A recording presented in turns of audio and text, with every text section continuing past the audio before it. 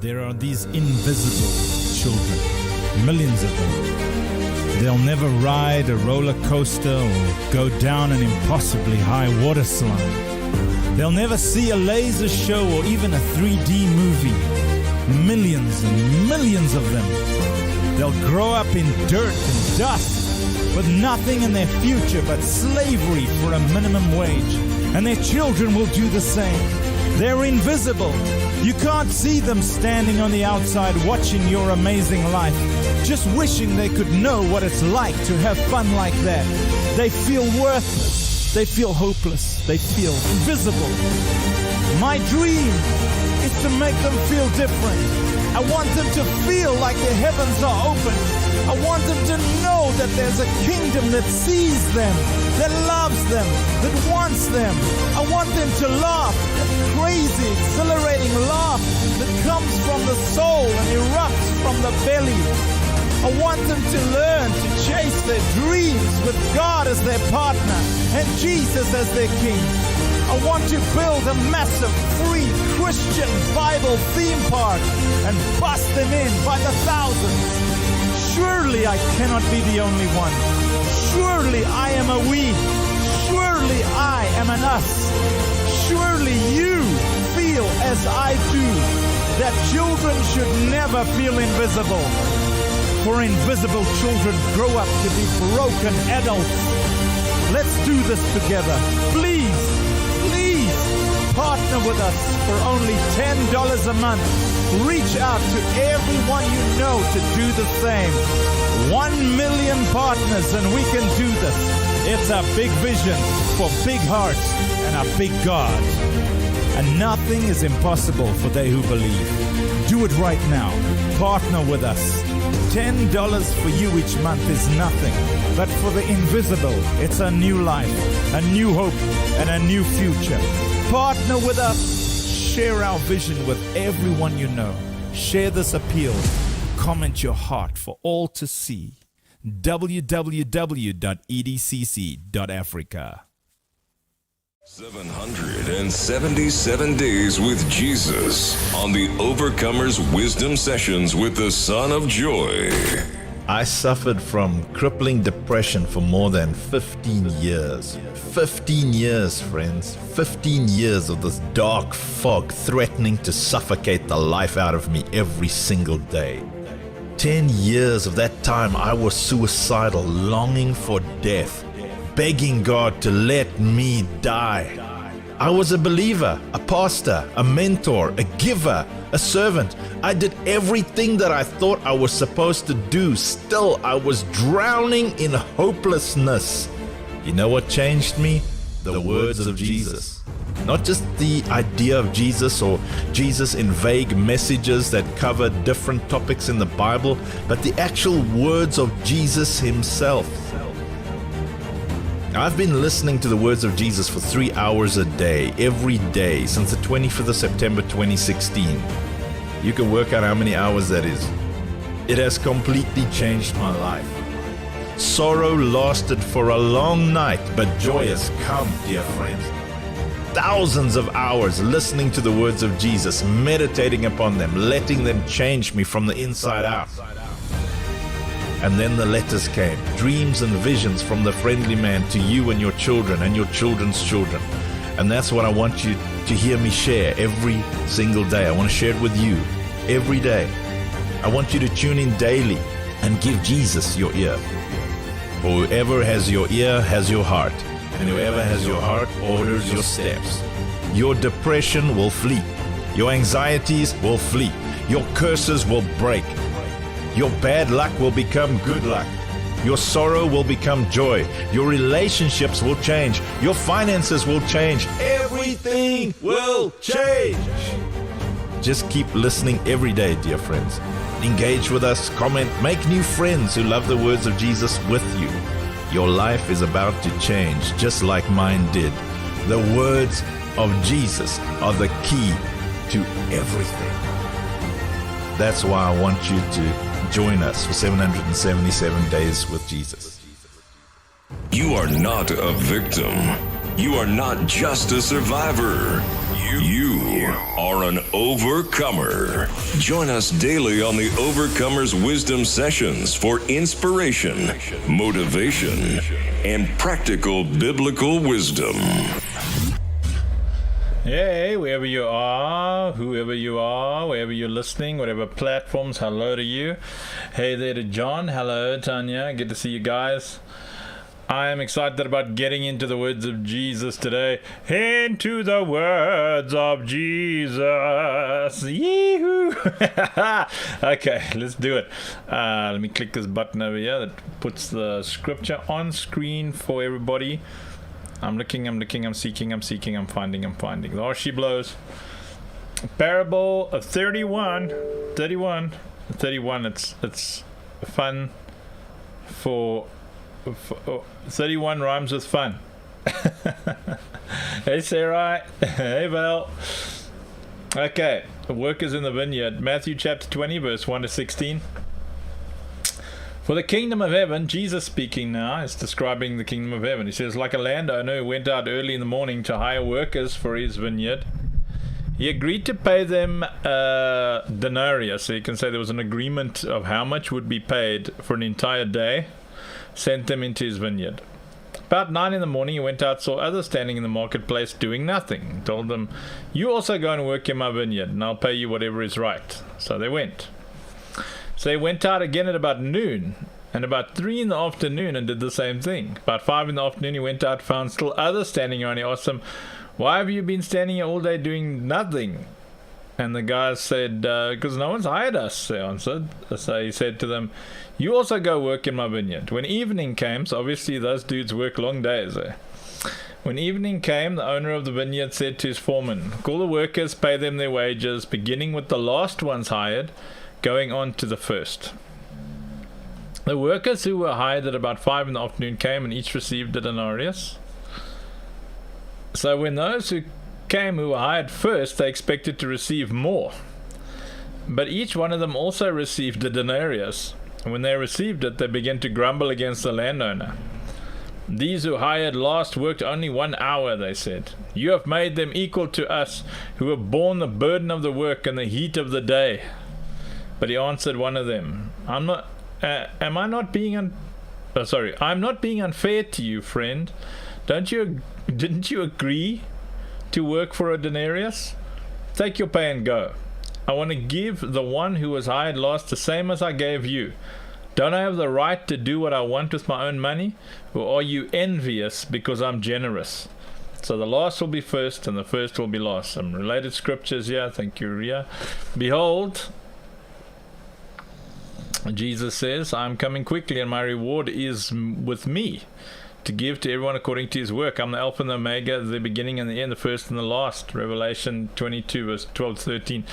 Now, what you need to understand about this parable is it's so important to stay in your own race lane and mind your own business. Work out your own salvation with fear and trembling. A lot of people have an entitlement spirit, and they say, I've been serving in this ministry for 20 years, I deserve that leadership position. This person's been here for 6 months, they got the position. This is unfair. But it's not your place, it's not your house, you're not in authority. The guy who owns the land is you know what the golden rule is? The golden rule is that he who has the gold makes the rules. I've seen it so many times in ministry. I actually was one of those grumbling workers in ministry before, probably more than once for sure, where you're working so hard and you really desire a position of authority, and then somebody just comes in and they're there for a few months and you've been there for years, and they get that position, and you feel done in. You really feel done in. As a matter of fact, I was serving in a youth group and I did so much work, and then an older guy came in and he got a position that I wanted, and I just, I think I was 18 or 19, and then all my passion for that youth group died within me, because I felt, why is this guy getting a denarius and he's only been here for 6 months and I've been here for 3 years or whatever. And and we're getting the same. As a matter of fact, he's getting more, and he's only just got you. And what I learned later is, all of these guys who rose quickly were there for a season to serve. God places his members in his body as he sees fit, and I needed training first, because none of those guys went into full-time ministry, and I did. And God didn't want me stuck there. He didn't want me in that ministry, and he didn't want me in the next one either, and he didn't want me in the next one either. He wanted me to get some training there, some training over there, some training over there. And you don't know what God is busy with in your life. So when you look at other people and you see, man, that person's got a new car, and they've got nice clothes, and they've got a watch, and they hardly do anything, and here I am slogging and slaving every day, and I've got nothing. That's your race lane. You got nothing to do with that person's life. You got nothing to do with who blesses them, whether it's God or man. Work on generating favor in your own life, and God can bless you. Humble yourself in the sight of the Lord, and he will lift you up. Don't look around and see, I changed my statements, because I used to say to God, how come you give these guys so much money and you bless those guys, but here I am working my butt off and you don't help me. You give all the money to those guys, they waste it and they spend it on junk. And I used to ask those questions. But in ministries where people give millions, and the pastor goes like holidays with these rich people, and then like I'm trying to feed the poor, and I get resentful, and God's like, hey, listen, that's their ministry. Those rich people, that's their money. They can do with it what they like. That's not your money. You can't tell that guy what to do with his money. That's none of your business. Then God rebukes me. So I changed my prayer to say, Father, if you can do it for them, you can do it for me. And that really, for me, is something that changed in me. I've heard this this is one of those parables that jumps out at me whenever I listen to the words of Jesus. It really jumps out, because it reminds me of how I had to change my attitude from what about me to, Lord, if you can do it for them, you can do it for me. Like I was sitting with my dear friend Pastor Melody, and sitting in this massive church, and someone gave them $2 million. And while I was there, I was like, yes, Lord, if you can do it for them, you can do it for us. $2 million over here, we will buy farms and farms, man. That is it's a lot of money in South Africa. That's like almost 30 million rand. That buys us the land that we need to build the vision, And I changed my prayer from, how come you do it for them, but what about us, Lord? I changed my prayer to, Lord, I know. And then I get this joy in my heart to say, Father, if you can give a guy a denarius for working, the last 2 hours of the day, where other people are getting a denarius for working an entire day, you can do that for me, Lord. I can walk in 5 minutes before the end of the day and get paid what everybody else gets paid. You can do it for me. If you can do it for them. So I can, when people say all the government funding is dried up, I know that if I can get in the last 30 seconds, they'll give me everything that's left in that budget. That's what I trust for. I trust that God will give us everything that we need to do. And I've learned, don't compare yourself to other people. It's what they're getting and what they're not getting. Don't ever think, oh gee, I'm ahead of other people, or I'm behind other people. Your race lane is your race lane. I want you to write that down in the comments. My race lane is my race lane. You think, how come other people are defeating these battles in the flesh and I'm struggling? Your race lane is you don't know what God is training in you, preparing for you. You don't know who God's going to have you minister to. There are some ministry fields that are definitely harder than others, that require a lot more refinement, a lot more training. There are some ministry fields where God will train you, and he will use the tests of this life to refine you so that you can minister. You'll prepare you for like 50 years so that you can minister for 3 months, I'm telling you. You stay in your race lane. Your battle is your battle. Your war is your war. I've learned that,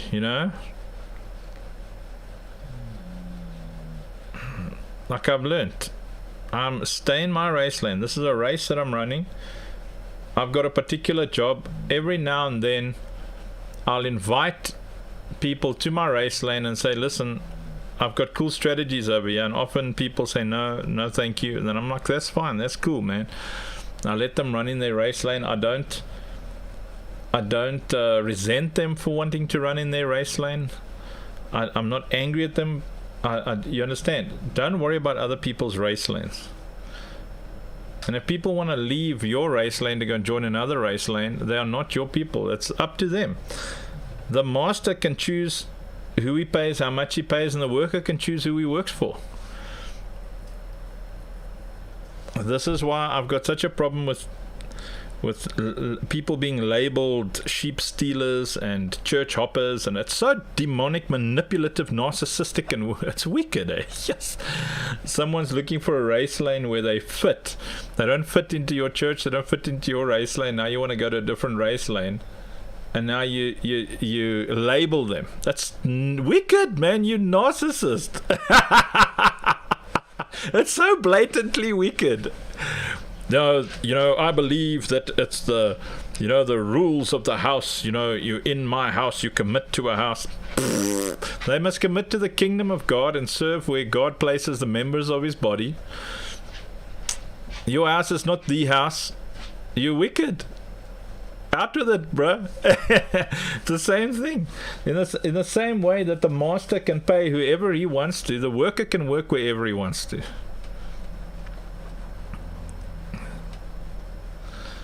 If you want people to stay in your race lane, make your race lane an amazing place to stay. You want to write that down. When you're recruiting team members, I try and teach people who want to keep employees who want to keep volunteers.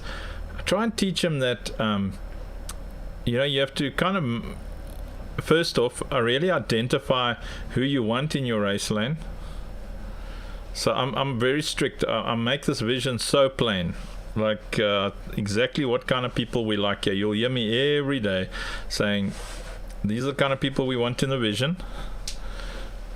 If you don't like the poor, or you don't like working among the poor, or raising funds for the poor, or you've got a problem with the poor, it is the wrong place to be. If you big time drama all the time, you're going to struggle with us. So we don't like drama. We like a battlefield. We're warriors. Is there drama here? Yeah, there's bits of drama. There's family drama here and there. You can't get away from all drama. But in our race lane, we work. So you identify who you want in your race lane, and you make it nice for them to be there. Don't make it uncomfortable. Make it awesome. That's why I see people bashing, entertainment-based churches. I'm like, that's a race lane. That's their denarii. That's how they pay their sheep. Why are you worried about what they're doing? If you don't want to go there, don't go there. Why do you have to have a problem with them? Are they not preaching the gospel? Is that what your problem is? No, they're manipulating people for money. So don't you go there, and don't give them your money if you feel that way. Go find a race lane that suits you.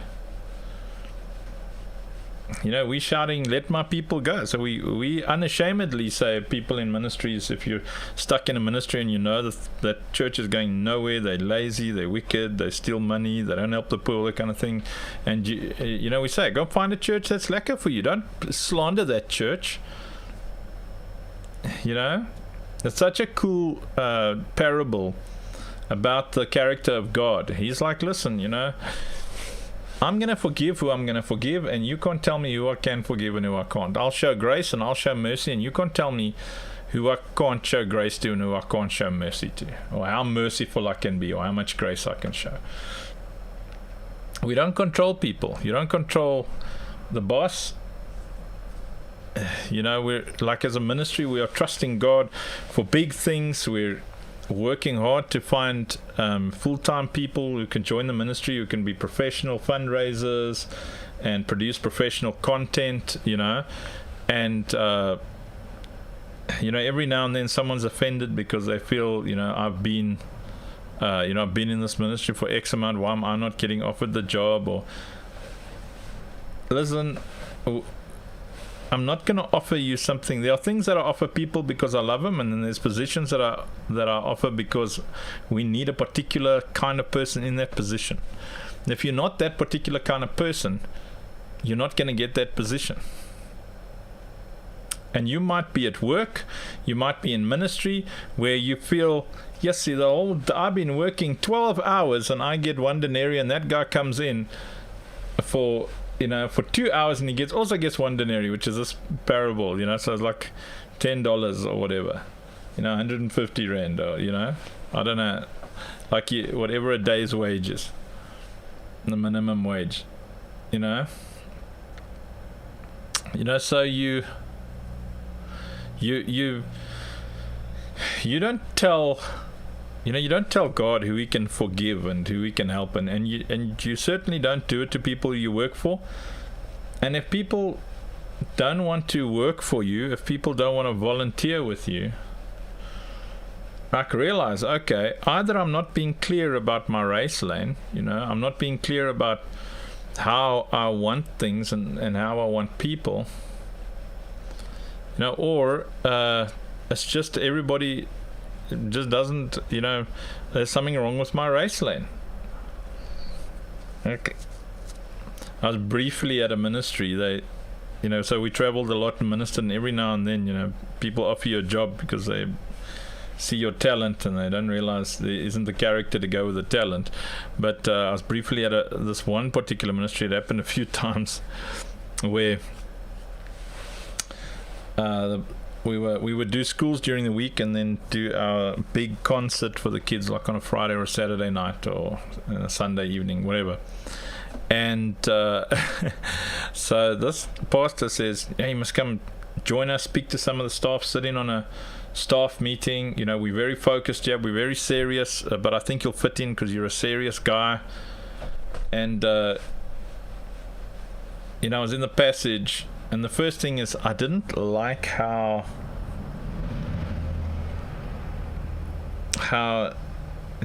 dead the walls were. For some reason, in the passages of that ministry, the walls just felt so dead. Like there was no color. There was no. I couldn't find life, and it bugged me a little bit. But he's offering me quite a mega salary back in the day, and then I heard him rebuking someone in his office.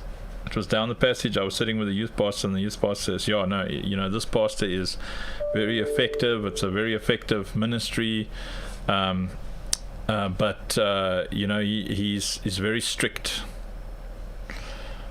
And I thought, I don't like that, because that'll be me, I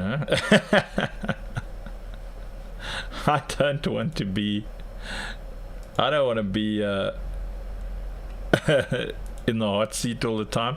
And then I went to the staff meeting, and he was going on about loyalty for like an hour and a half at his staff, and used the word traitor when he was talking to his staff. And I was like, I wouldn't work here. I didn't say it out loud, but I said I wouldn't work here in 1 trillion years. If you use corporate, I can understand loyalty to love, loyalty to your team, kindness to your team, but where he's talking about loyalty as in loyal to his vision. And because he said, listen, if I pay you a salary, and I think he was kind of talking to me indirectly, because he was offering me the job, but he said, if I pay you a salary, you work for me, you work for this ministry.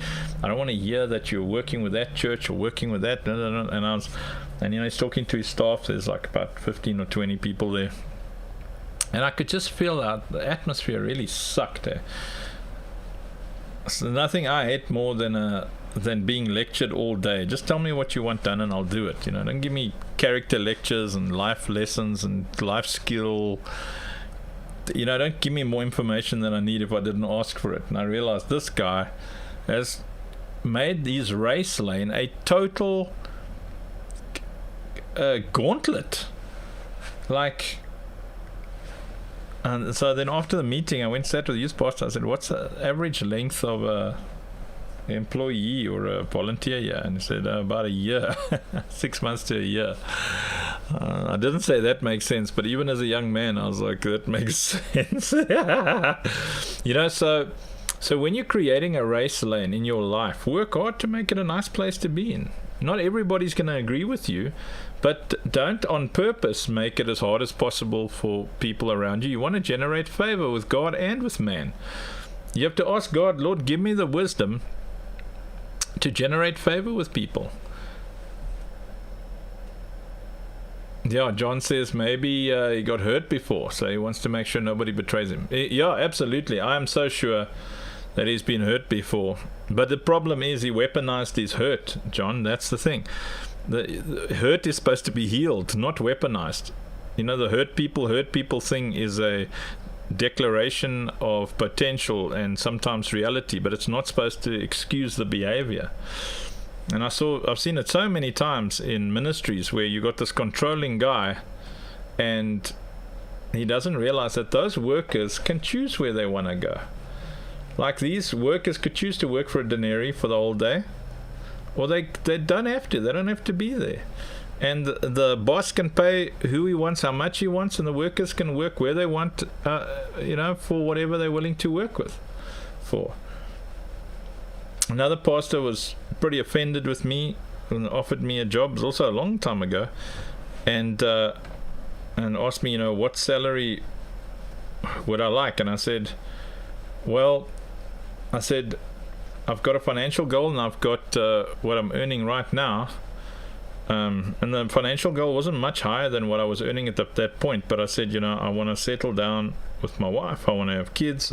And if I work for a ministry and you want exclusive, for me to focus exclusively on this ministry, I want to make sure that I don't have financial needs outside of that. And then I gave him the number. And then, he looks at me and he says, I never realized that you were so greedy. What? It wasn't even a high number. If I think about it now, yes, it was such a low number. I should have been a lot more ambitious. But respect what people want to work for. Respect what people pay you. Respect what, if you made an agreement for something and people don't want to agree with it, respect their decision. There's so much in this parable, because Jesus says this is what the kingdom of heaven is like. It's about God showing mercy to who God shows mercy to, and grace who God shows gracie. He shows grace to the way he wants to, because he's the boss. and in the same way, we respect that God is going to place the members in the body where he wants to, and that some people, there's some people who I'd love to hire in our ministry who are very effective. They'll take our ministry to a next level, and I know we'll probably only afford them 4 years from now. Maybe sooner. I'm trusting God, but they will take us to a whole other level. We will do things in prisons and among the poor and at government level, because they've proven themselves. They're hardworking. And if some people had to hear the kind of salary that you'd have to pay to have that skill on board, they'd be so offended. But the thing is, you've got to trust that people who God puts in authority know who needs to be hired, who needs to be there. I like to say I don't get what I pay for, I get what I pray for. So I praise God. Like no one in this ministry, I think most people in our ministry get paid 10% of what they're worth, and that's still a lot for us. What we pay is a lot for us as a ministry, because we really focus on feeding the poor, and we don't want to be too heavy on the staff side. But the more competent the people are that you hire, the bigger numbers you can handle, because there are levels of competence. There are levels. So some people can handle pressure where they look after 20-30 people a day. Some people can handle hundreds. Some people can handle thousands. They're captains of thousands, captains of tens of thousands, and captains of tens of thousands, they are expensive. You want someone who's going to help you feed 14,000 children a day, and you want their full attention, you better make sure that they worry about nothing else in their life, that their house and their cars and their children are looked after and all that kind of thing, and then the entire planet benefits from this person's expertise and focus. But if you get offended because, let's say now, you're earning 10 denarii a month and you're working hard, and you see a position go open for 25 denarii a month, that's 2.5 times more than you're earning, and you apply for it, but you don't qualify. You think you qualify, but you don't. And you go for it. Now you get angry. You're like, listen, now that person's coming in, and they are, that's like, they only work for 4 hours a day. I'm working, only 4 hours a day for that massive salary. I'm working 12 hours a day, and I'm getting this small salary. 'Cause, you got your race lane, they got their race lane. If you, and this is something you might want to write down, is only excellent stewards get more. Only excellent stewards get more. Like, become brilliant. Masters are always watching, and they'll decide what to pay you. They'll decide how to reward you. You don't get to tell them what you're worth. You can make requests. I was in a ministry and I was earning a certain amount, and then I went to the pastor and I said, Pastor, at the moment I'm earning what you're paying me, and you're giving me the freedom to tour and stuff. I'd like to cut down the touring and focus on this ministry more. Do you think you could double and a half what you're paying for me? And I'd been there for about 8 months, and the pastor looked at me and said, absolutely. I enjoy working with you. It's going to be a stretch for our ministry, but I understand what you're saying, and yes, I'd love more of your time. You see, so like that, when I went to the pastor and I said, I'd like to give you more time, that pastor was like, no problem. And he got what he paid for. I really enjoyed working there. I toured less with my music ministry, and I just pumped all my heart and soul into that ministry, and I toured less and less. And in the end, the pastor took me with him all over the world, and I had a good time, and I knew that later on, when the ministry could afford it, they'd pay me even more. My season moved on from that ministry because God wanted me to start my own, but like, if I didn't have a calling to start my own ministry, I'd still be there, I'd still be happy, and I can tell you now that I would be getting raises and whatever was needed, because I focused on serving that ministry and becoming an excellent steward in that ministry. When you get offended at what other people are being paid, it's because you don't understand. Val put it very nicely there. Excellence is expensive. We're blessed as a ministry where we've got people volunteering here who are worth tens and tens of thousands of rands a month. They're like highly, highly, highly, highly skilled. We can't afford them. And all we do is give some of them like food. That's it. Because they're champions. So sometimes we get what we pray for, but most times you'll get what you pay for. And Val says principle applies to all industries. Absolutely, Val. Excellent stewards get more. If you want to be headhunted, we're in very practical territory now. That's why I enjoy this parable immensely.